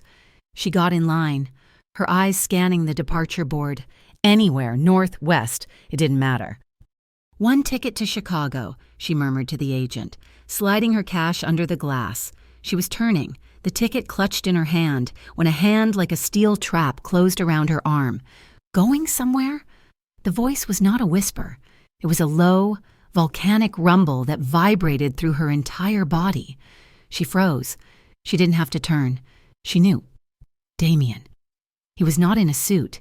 He was in the black t-shirt and jeans he had worn to the shipyard, his leather jacket thrown on over them. He must have run from the apartment. His chest was heaving, his face pale with a fury so profound it was terrifying. He wasn't the boss. He was the man. "Damien, please," she whispered, trying to pull away. His grip only tightened, bruising her. "You think you can just leave?" he hissed, his voice drawing stares. He didn't care. He dragged her out of the line, into a less crowded alcove. "I'm trying to save you," she cried, her voice breaking. "Save me?" He actually laughed, a short, ugly sound. "You wrote me a note, like a child. You wrote me a note and you were going to get on a train, with my gun in your pocket, and what, disappear? They're coming for you, because of me." "I know they're coming for me," he roared, his voice bouncing off the marble. He shoved her back against the wall, his hands slamming on either side of her head, trapping her. He was close, his eyes blazing. "They have always been coming for me. Before you, after you. It is the life I lead. I'm your weakness," she sobbed. "You're my life," he shouted, and the raw confession silenced her. He was trembling, his control completely gone. "You don't get to decide who I protect. You don't get to decide what I'm willing to risk. You don't get to take yourself away from me. That is not your choice to make." "I was so scared," she whispered, the tears flooding. "I can't let you die for me." "And you think this," he snarled, his voice dropping to a ragged whisper. "Living without you, knowing you're out there alone, thinking I let you go. You think that's better than dying?" He looked at her, his anger breaking, revealing the raw, agonizing fear beneath. The same fear she had felt. He dropped his hands, his fight gone. "You broke my one rule. Haley, you ran." The desolation in his voice broke her. "I'm sorry," she wept. "I'm so sorry, Damien." He didn't speak. He just grabbed her hand and pulled her, not back to his car. He was too angry, too shaken to drive. He dragged her out of the station, across the street, and into the lobby of the first hotel he saw. A high-end, anonymous place. He booked a room at the front desk. His voice clipped, his credit card tossed on the counter. He pulled her into the elevator. The silence between them electric, suffocating. He didn't let go of her hand. He shoved the key card into the slot on the 12th floor, pushed her into the room, and slammed the door, locking it. Then he just stood there, his back to the door, breathing like he'd just run a marathon. You can't just..." She started, wiping her face. "What?" he snapped. "I can't what? Stop you from throwing yourself away? Stop you from gutting me? I was doing what I thought was right. You were being a coward," he yelled. "You were running, just like you did from Ty, just like you did from everyone. That's not fair. It's the truth. The one time you have someone in your corner, the one time you're not alone, and you run, because it's easier than staying. It's easier than trusting me to handle it." He stalked across the room, his energy too much for the small space. "You think you're my weakness, Haley? You think my rivals see you and think I'm soft?" He spun on her. "You are the only thing in my entire goddamn life that's real. You are the only thing I have ever had that is mine, and they don't see weakness. They see that I finally have something to lose, and that's what scares them."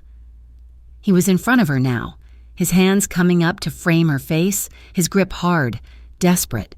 "I am not losing you, not to them, not to you." He crushed his mouth to hers. It was not a kiss. It was a collision. It was all his anger, all his fear, all his desperate, possessive relief poured into one, bruising act. It was the kiss of a drowning man, and she was his only heir. Haley's hands fisted in his jacket, clinging to him. She kissed him back with all her own desperation, all her guilt, all her love. This was not a surrender. This was an anchor. She was anchoring him. He was anchoring her. He backed her against the wall, his body pressing her into it, his mouth never leaving hers. It was a frantic, punishing kiss that was more honest than any words. He was mapping her, reminding himself she was real, that she was here. His hands were in her hair, at her waist, on her face. "You're mine." He rasped against her lips, but it was not a statement of ownership. It was a plea.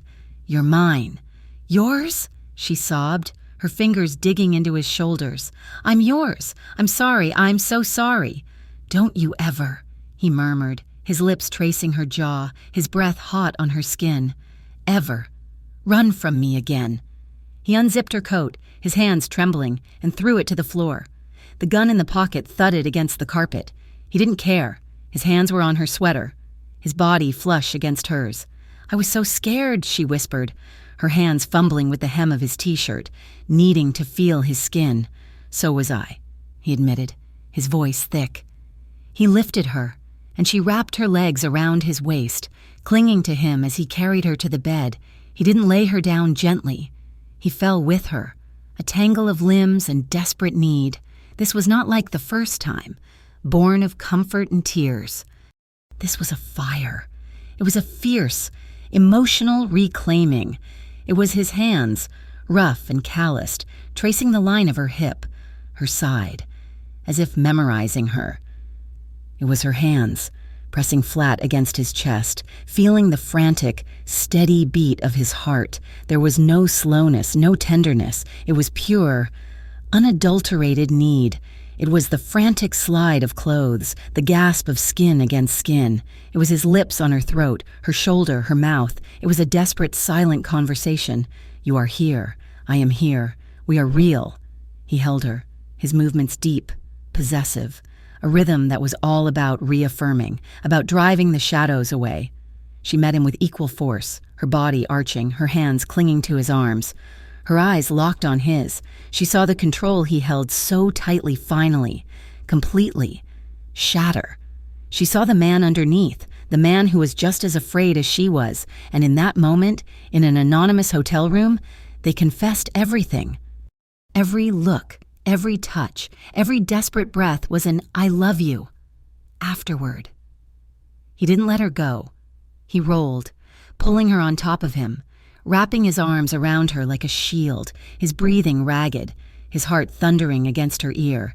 She lay there, limp, her tears of relief soaking his skin. They lay tangled in the sheets for a long time, the anger and fear finally gone, replaced by a grim, shared resolve. "They think I'm weak," he said finally, his voice a low rumble from his chest. "They think a heart is a liability." Haley lifted her head, looking him in the eyes. "So what do we do?" His gaze hardened. "We show them just how wrong they are. We show them what a man with something to lose is capable of." He brushed the hair from her face. "And this time, you're not hiding in the penthouse. You're not running. You're standing right next to me." The peace meeting was set for 2 days later. Damien had begun consolidating his power, calling in debts, moving assets. He was not preparing for war. He was demonstrating that a war was unwinnable. The meeting was the final move. It was to be at La Notte, a neutral, old-world restaurant. All 5 rival bosses would be there. "You're not going," he said. It was not an order. It was a statement. "Yes, I am," Haley said. She was in his room, watching him fasten his watch. He stopped, looking at her. "Haley, this is not the shipyard. These are not rabid dogs. They are snakes, and you are walking into their pit. They think I'm your weakness," she said, her voice steady. "They think I'm some bimbo you've gone soft over. I need to be there. I need to show them I'm not your liability. I need to show them." She took a breath. "That I am your armor." He stared at her. He saw the woman from the train station, the woman who had fired a gun, the woman who had just fought him and loved him with equal fire. He nodded. Once. He walked to his closet and opened a door she had never seen. Inside, hanging alone, was a single garment bag. "I bought this," he said, his voice quiet. "A few weeks ago, for you." He unzipped it. It was a dress. It was not red or black. It was a deep, steely, gunmetal gray. It was simple, elegant, with long sleeves and a high neckline. It was a dress that did not ask for attention. It commanded respect. "I bought it," he said, his gaze meeting hers, "in case you ever wanted to be seen." An hour later, she walked into the private dining room of La Notte on Damien's arm. The room went silent.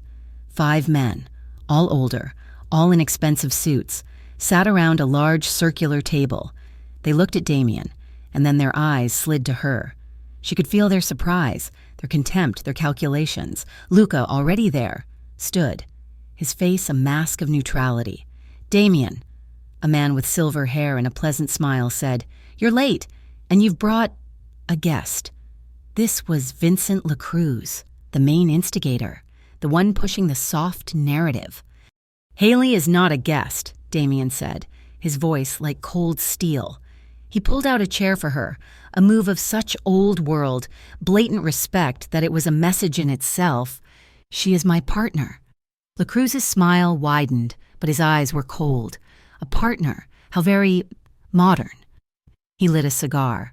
"We are here to discuss business, Damien, not distractions." The insult was clear. Damien's hand, resting on the table, clenched. Before he could speak, Haley stood up. The room fell silent again. Her heart was a hummingbird in her chest.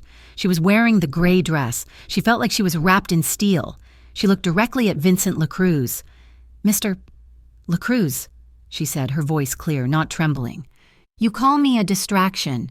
You're wrong. I am the entire point." The men stared. "You all whisper that Mr. Rocco has gone soft because of me. You mistake his humanity for weakness, and you are fools." She stepped away from the table slightly, so she could see them all. 3 months ago, I was a ghost. I was hunted by men you wouldn't let clean your shoes. I had no one. I had nothing. I ended up on Mr. Rocco's doorstep, a stray, I believe was the word used. She saw a flicker of surprise in their eyes. "Mr. Rocco never asked me for anything," she continued, her voice gaining strength. "He never took anything from me. He gave me a safe room to sleep in. He gave me a gun to protect myself. He gave me a job. And when the men who hunted me came back, he did what none of you would have done. He protected me, not for profit, not for territory, but because it was the right thing to do." She leaned forward, her hands on the back of her chair. "You think this makes him soft? The man who will burn down a warehouse for a stranger, who will declare war on an entire crew for one innocent girl. You think that man is weak? That man is the only one in this city strong enough to be kind." She looked at each of them. "I am not his weakness. I am not his distraction. I am his witness, and I am telling you, you are not testing a man who has gone soft.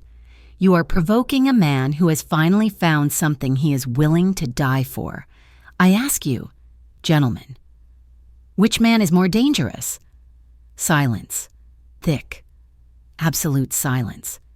Damien just watched her, his expression unreadable, but his eyes were full of a raw, burning pride. Vincent LaCruz was the first to move. His smile was gone, replaced by a calculating, appraising look. He studied her, his eyes lingering on her face, her mouth, the line of her throat. It was not a look of lust, it was a look of acquisition. He finally raised his glass. "To Mr.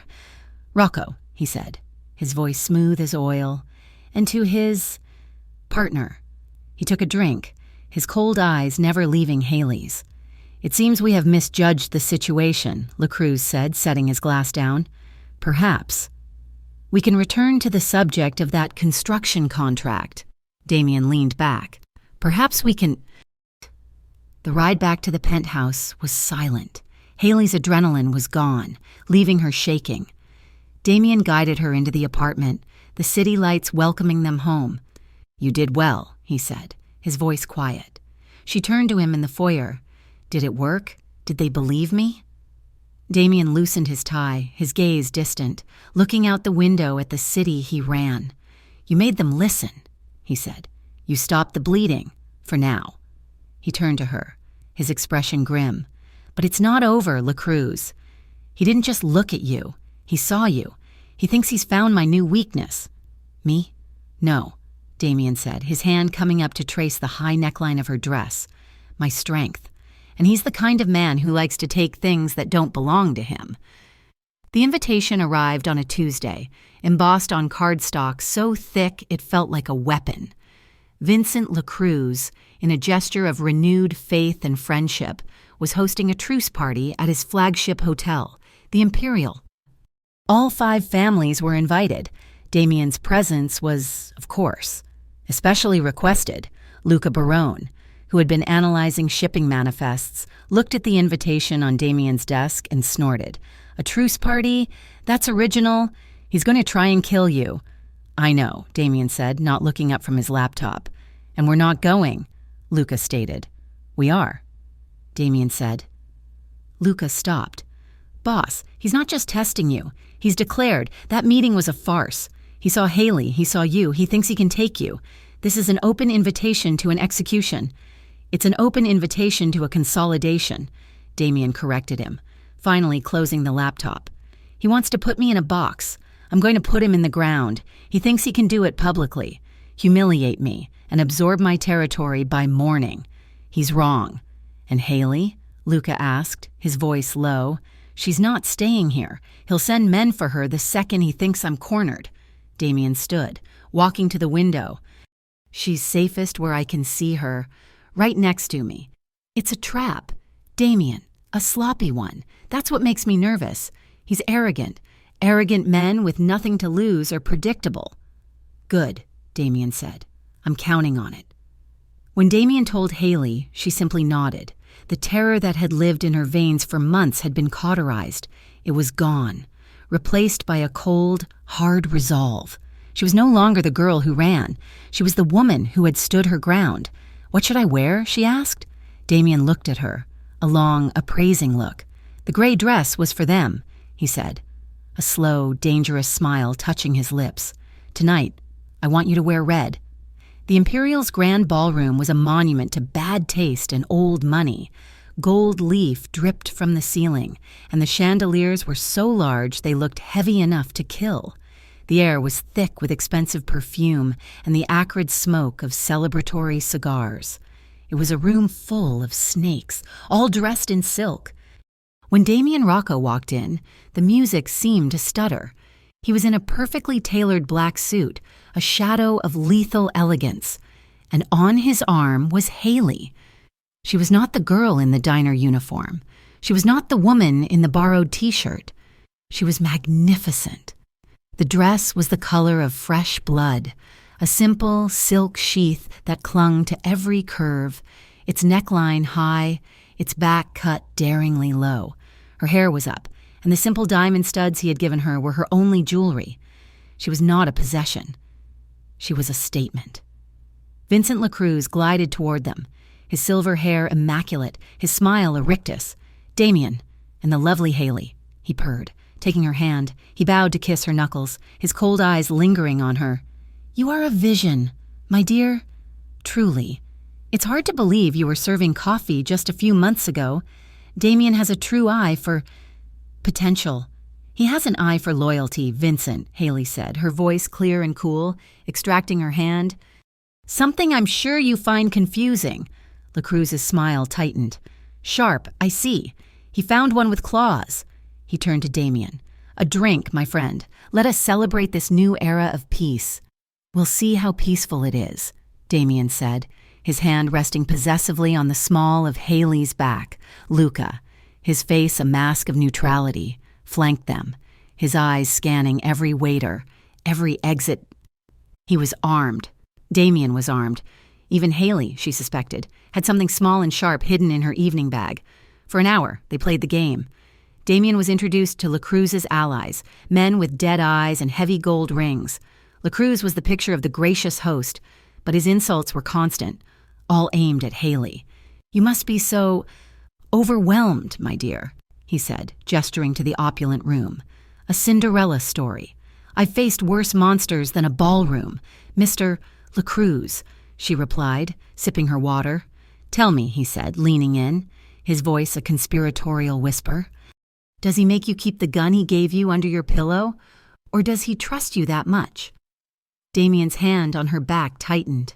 Vincent, he warned, I'm simply admiring your investment, LaCruz said, his gaze sliding down her body. A large, thick-necked man in a tuxedo stepped up. Haley recognized him as Franco, LaCruz's chief enforcer. Mrs. Rocco, Franco said, his voice a gravelly sneer.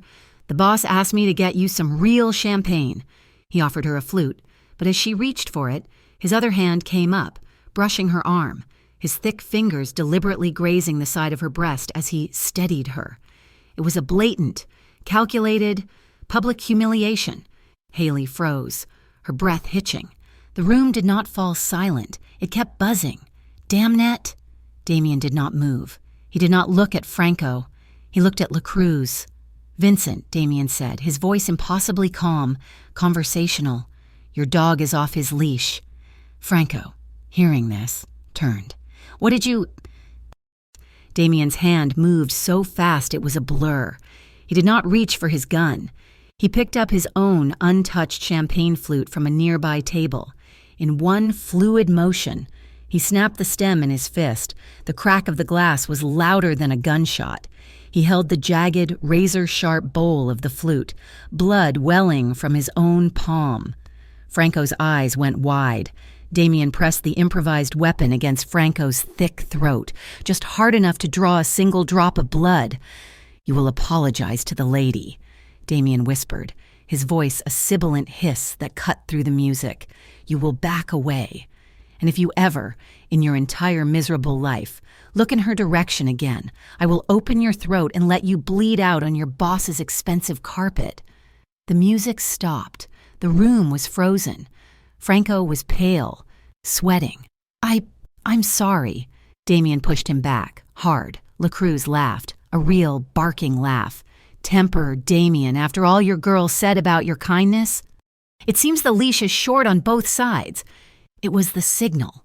From the corners of the room, two men, dressed as waiters, drew weapons.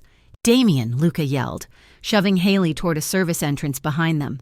The first shot was a deafening crack. Luca grunted, stumbling he'd been hit, a spray of red blooming on his thigh. He fell against a dessert cart, but his own gun was already out. Returning fire, Damien had his weapon out, shoving Haley behind him. He fired twice, precise and devastating, dropping one of the gunmen. He grabbed Haley, pushing her toward the door Luca was crawling for. Go! Get to the car!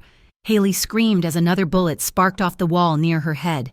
She was dragging Luca, who was firing cover. Damien was right behind them, a wall of black, using his own body to shield her. They burst through the swinging doors into the hotel kitchen. Chefs and dishwashers screamed, diving for cover. Out the back, Luca yelled, clutching his leg. Damien kicked open the heavy steel door to the loading dock, and they were in the cold night air. The black sedan was parked just where Luca had left it, 50 yards away. Get him in! Damien roared, pushing Haley toward the driver's side. Another man, one of LaCruz's, emerged from the shadows of the loading dock, raising a shotgun. Damien saw him. Haley saw him. Damien didn't hesitate. He shoved Haley hard behind the open car door. "Get down!" He turned, raising his own gun. He fired. The shotgun fired. Both men fell. The shotgun pellets tore through the car's windshield. Damien collapsed against the side of the car, his gun clattering to the pavement. "Damien!" Haley screamed. It was a sound of pure, primal terror. She scrambled to him. He was on the ground, his eyes wide with shock. A dark, spreading stain was soaking the front of his white shirt. He had taken the blast meant for her, straight to the chest. "No. Oh, God, no," she sobbed. Luca was pulling himself into the back seat, groaning. "Go! Haley, go! We have to go!" She grabbed Damien under the arms, adrenaline giving her a strength she did not possess. "You are not leaving me," she screamed at him, at his pale, shocked face. She hauled him into the passenger seat, his body a dead weight. She ran to the driver's side, her red dress hiked up, her hands slick with his blood. She jammed the key in the ignition and stomped on the gas. The car roared to life, fishtailing out of the alley, leaving the chaos of the Imperial behind. "Hold on, Damien," she cried, weaving through traffic, her driving reckless, desperate. "Just hold on. Luca, where is the safe house?" 2 miles. Left on Broad. He grunted from the back, trying to tie a napkin around his bleeding leg. God, Haley, he's bleeding bad." "He's fine," she shrieked, her knuckles white on the wheel. "He's fine. Do you hear me, Damien? You are not allowed to die. I forbid it. You don't get to save me and then leave me." She looked at him. His head was lolled against the window. His eyes were closed. His hand, the one he had cut on the glass, was resting, palm up, on his lap. "Damien?" she whispered. "Damien, answer me." He didn't move. His chest was not rising. "No," she sobbed. "No, no, no." She pulled the car, screeching, into the alley behind a quiet, dark bakery. This was it, the safe house Luca had shown her on a map. She threw the car into park and leaped out, pulling his door open. "Luca, help me, together." They dragged him from the car, up a narrow flight of stairs, and into the small, clean apartment above the shop. They got him onto the floor, onto the cheap linoleum of the kitchen.